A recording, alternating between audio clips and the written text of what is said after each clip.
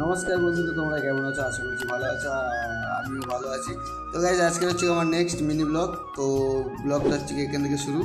আর আমার সবার প্রথমে কাজে গিয়ে এইটা এক্সপো করতে হয়। আর আমাদের সুপারভাইজার এসে বলছিল যে কী কাজ করতে হবে না করতে হবে। তো ওনার সাথে একটু মজা করে নিয়ে তারপরে এলাম আমার এর কাছে। দেখি এখানটা টিচিং করছিল।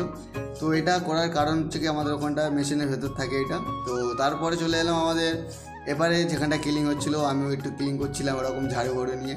আর তারপরে আমাদের মেশিনের পেছনে রং করা হয়েছিল কিছুদিন আগে। তারপরে এই যে কিছুদিন আগে রং করা হয়েছিল না, ওই রঙগুলো গড়ে গড়ে পড়েছিল। তো ওইগুলো আমি ঘষে দিচ্ছিলাম, ঘষে পরিষ্কার করছিলাম।